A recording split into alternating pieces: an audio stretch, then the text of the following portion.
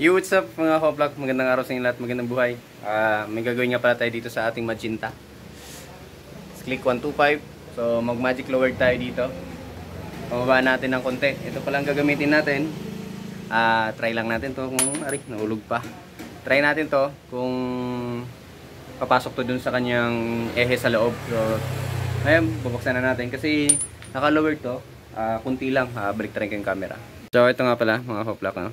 Tinanggal natin sa tornilyo. Tapos naglabas lang tayo ng konti kasi bubunggo siya dun sa ECU natin.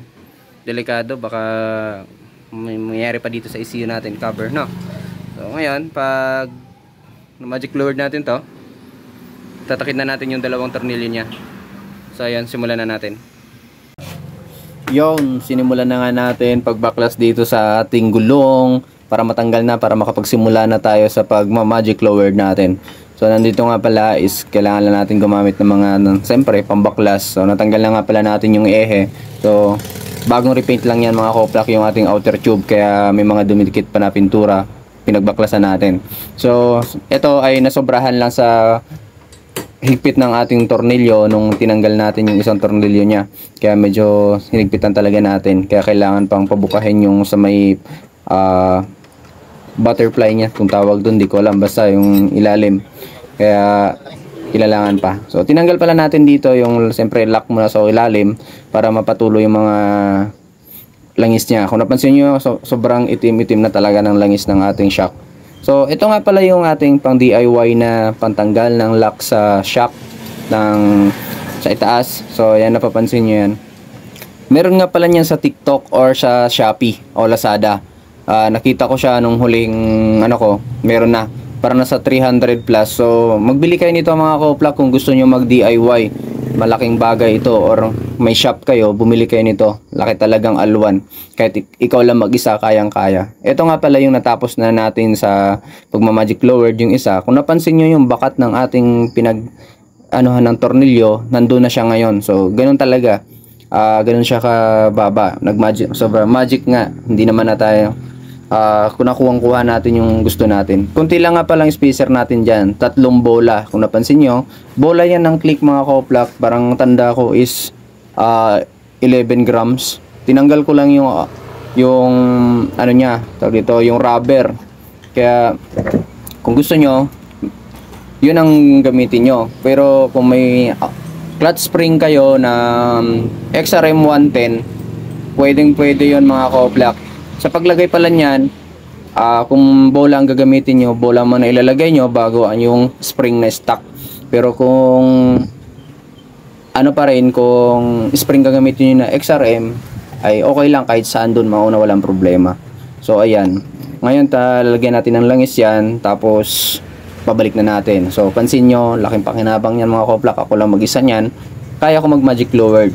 So ayan, yung kasi dati mano-mano, mahirap yun kasi kailangan pa natin ng kasama para magtulak. So ayan, nakita niyo yung laro ng shock natin, maganda rin naman, hindi siya totally malambot at hindi rin matigas. So ayan na mga ka-vlog, natapos na natin yung dalawang shock natin.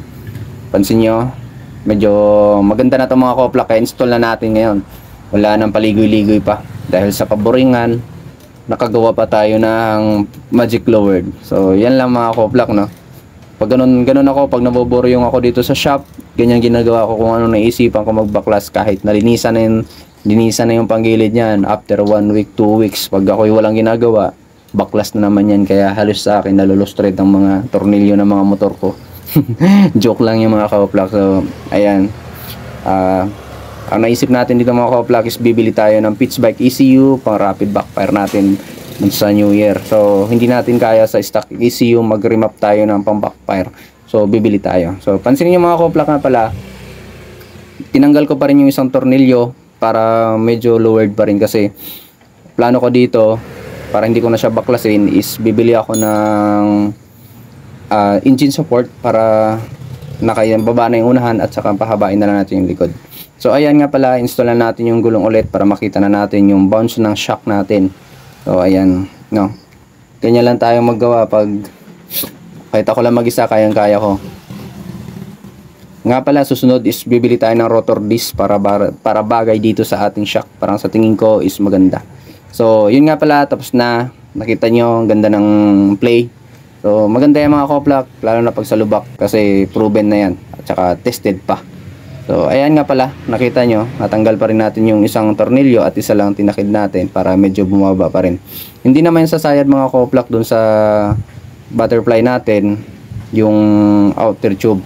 Kaya safe pa rin, hanggang kalahati lang laro niyan kasi kinontrol lang natin na medyo matigas na shock natin. So, ayan. Bagay na bagay mga couplock. Sa gustong gayahin yung ating set, PM lang kayo or comment lang. So, pansin nyo, ang ganda. Sa Calapan City yan mga couplock. Yan yung tinatawag nila sa Abaton. Ang ganda ng click natin, siyempre. Akin yan eh. Bye-bye.